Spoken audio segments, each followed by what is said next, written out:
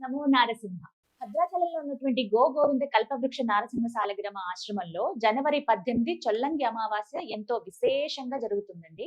చాలా మంది అమావాస్య రోజున మేము ఆశ్రమం దగ్గరికి వెళ్తామండి. అక్కడ స్వామివారి దగ్గర జరిగేటువంటి హోమాలు, అలాగే దిష్టి తీసేటువంటి కార్యక్రమం ఏదైతే ఉందో అందులో మేము పాల్గొంటామని చెప్పారు. అయితే ఇంకొంతమంది మాకు వివరాలు తెలియజేస్తారా? మళ్ళీ ఎప్పుడు అవకాశం ఉంటుందని అడిగారండి. అత్యద్భుతమైన అవకాశం ఈ జనవరి 18 అమావాస్య ఆదివారంతో కూడుకుని వచ్చింది. ఎంతో విశేషమని చెబుతారు కదా మన పెద్దలు. ఇక ఆలస్యం చేయకుండా ఆ రోజు అక్కడ జరిగేటువంటి కార్యక్రమాలేంటి?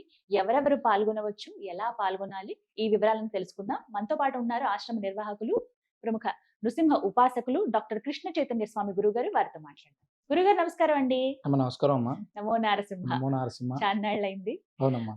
గురుగారు, చొల్లంగి అమావాస్య ఆదివారం ఎంతో విశేషం కదండి.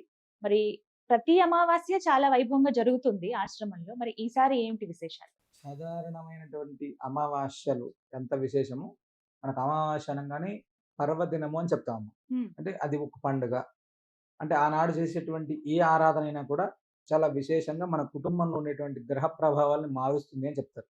అమావాస్య లక్ష్మీ ఆరాధన చేస్తే దారిద్ర్య బాధలు అనేటువంటి తొలగిపోతాయి అని చెప్తారు. అది ఎప్పుడైనా అమావాస్య ఆదివారంతో కలిస్తే మంత్రశాస్త్రము, తంత్రము, జ్యోతిష్ శాస్త్ర ప్రకారాలుగా ఆదివారం కూడుకున్నటువంటి అమావాస్య నాడు చేసేటువంటి ఏ దేవతారాధన అయినా కూడా అత్యద్భుతమైనటువంటిది.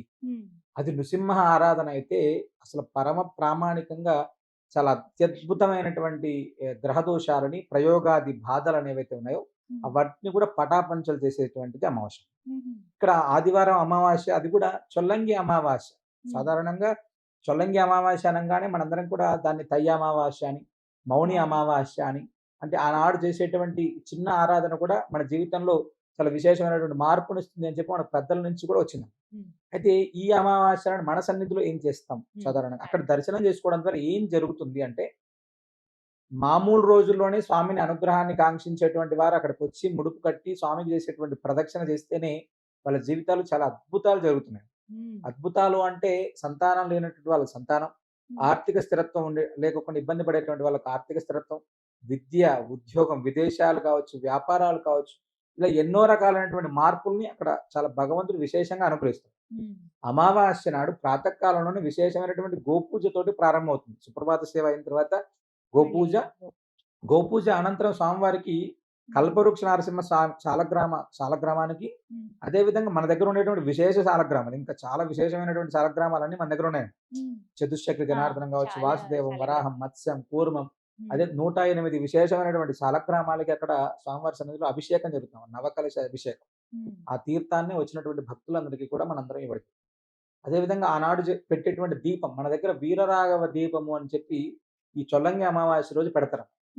ఏ భక్తుడైనా సరే ఆనాడు స్వామి సన్నిధిలో వచ్చి వీరరాఘవ దీపం పెడితే నీ ఇంట్లో ఉండేటువంటి అనారోగ్యం ఖచ్చితంగా తగ్గుతుంది.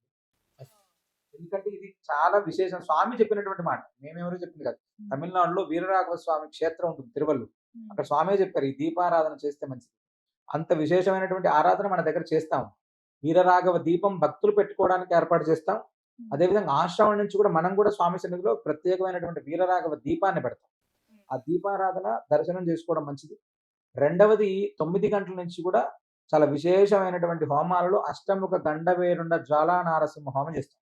ఈ అష్టముఖ గండభేరుండ జ్వాలా నారసింహ హోమం అనేటువంటిది మనకు ఉండేటువంటి గ్రహ బాధలను తొలగించడానికి, ప్రయోగాది బాధలు అంటే చేతబడి కావచ్చు, దాటడం కావచ్చు, లేదా దృష్టి దోష, నరపీడ, రోగపీడ, ఇలా ఏవైతే ఉన్నాయో అవన్నీ కూడా తొలగిపోవడానికి అత్యద్భుతమైనటువంటి సాధనం ఈ అష్టముఖ గండభేరుండ హోమం. ఆ హోమం అనేటువంటిది మధ్యాహ్నం పూర్తవుతుంది. దానికి సంబంధించినటువంటి తీర్థము, ప్రసాదం, ఆనాడు స్వామి సన్నిధిలో ఇచ్చేటువంటి తీర్థం చాలా విశేషమైనటువంటిది. అయితే ఈ హోమం అనంతరం అక్కడ ఇచ్చేటువంటి బొట్టు, ఆ హోమం రక్ష అనేటువంటిది చాలా విశేషం.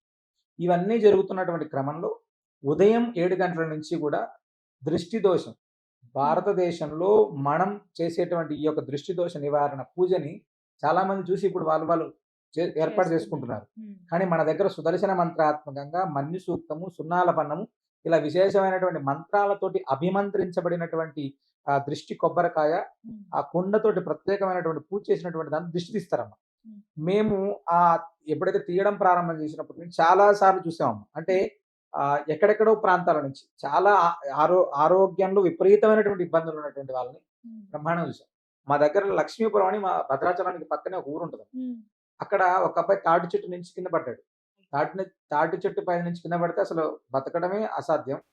ఆ అబ్బాయికి సుమారు ఇప్పటికి 7, 8 సంవత్సరాల నుంచి కూడా ఇబ్బందికరమైనటువంటి పరిస్థితుల్లో మంచం మీదే ఉన్నాడు. అసలు ఆ అబ్బాయికి చలనమే తక్కువ. అసలు మనిషి చలనం లేదు. మనిషి చూస్తూ ఉన్నాడు. అలాంటి పిల్లవాడు ఈ అమావాస్య అనేటువంటిది వాళ్ళ అమ్మగారు ఇప్పటికి లాస్ట్ చల్లంగి అమావాస్య నుంచి ఆమె వచ్చి ప్రతి అమావాస్యకి వచ్చి దర్శనం చేసుకోవడం, తీర్థం తీసుకెళ్లడం, ఆ అబ్బాయికి దిష్టి తీయడం ఇవన్నీ కూడా చేస్తుంది.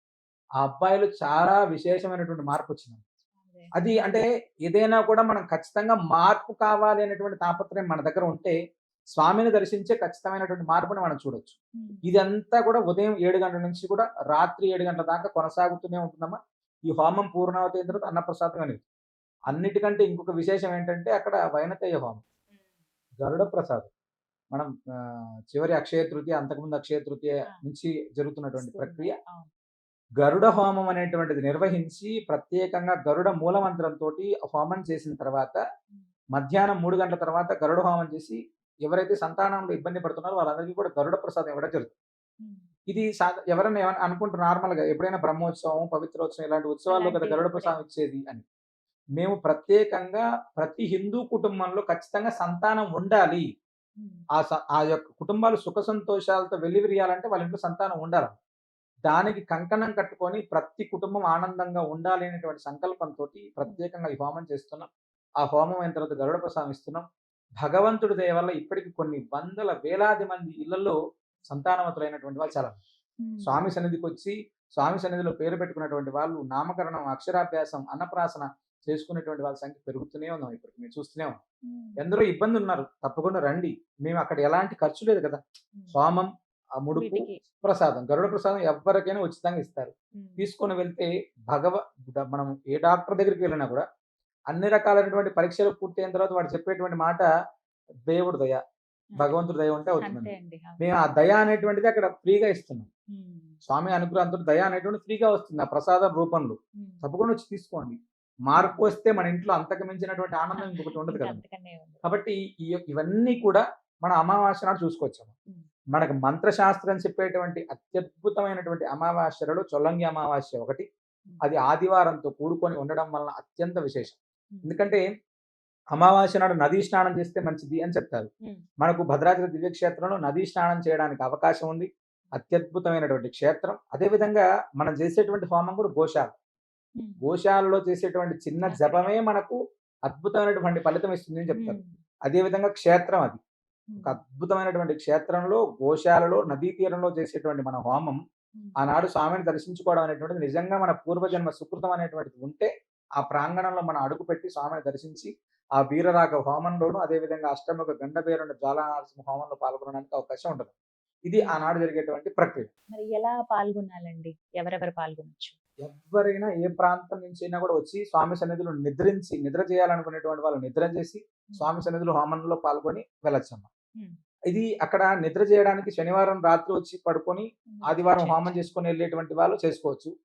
సంతానం కోసం వచ్చేటువంటి వాళ్ళైతే ఆదివారం రోజు వచ్చి మధ్యాహ్నం అక్కడ హోమంలో పాల్గొని ఆ రోజు రాత్రి, ఆదివారం రాత్రి నిద్ర చేసి వెళ్ళేటువంటి వాళ్ళు వెళ్ళవచ్చు. ఇది 2 రోజులుగా కూడా నిద్ర చేసుకోవడానికి అక్కడ అవకాశం ఉంటుంది. ఫోన్ చేస్తే చాలండి, రిజిస్టర్ చేసుకోవాలా ముందుగా?